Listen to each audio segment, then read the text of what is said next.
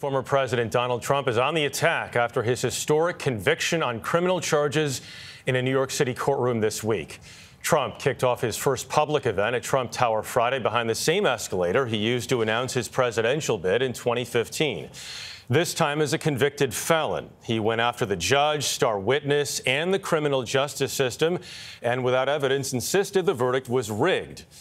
At the White House Friday, President Biden said it is reckless and dangerous for anyone to claim it was a rigged trial. Trump is vowing to appeal the conviction, which comes just weeks before he's set to debate President Biden.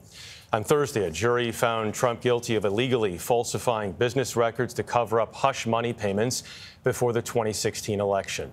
Natalie Brand is at the White House. Natalie, good morning. Good morning to you, Jeff. The big question now, how will this impact the campaign ahead? President Biden was asked if he thinks this conviction will help Trump. He said he has no idea.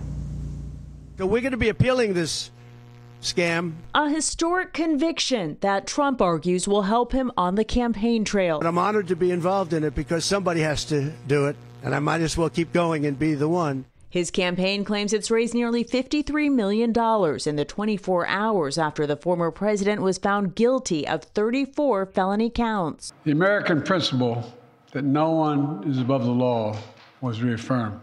President Biden emphasized the case was brought by the state of New York, not his administration, as Trump has falsely alleged. And it's reckless, it's dangerous, it's irresponsible for anyone to say this was rigged just because they don't like the verdict. But Republican leaders and Trump's allies in Congress have come out swinging, rushing to his defense. This was a sham-rigged political show trial from the very beginning. In the critical battleground states, the former president's critics, if I could do cartwheels, if he got convicted, I would do cartwheels. And his supporters are dug in. No change.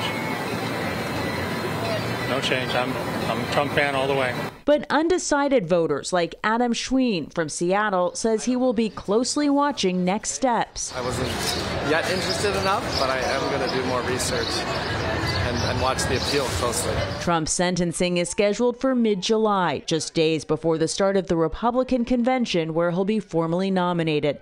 His attorney, Todd Blanche, spoke to CBS's Robert Costa. Is it possible your client could be in jail during the Republican National Convention? It's possible. That's something that I don't want to think about. I don't think it's going to happen, but it's possible, of course.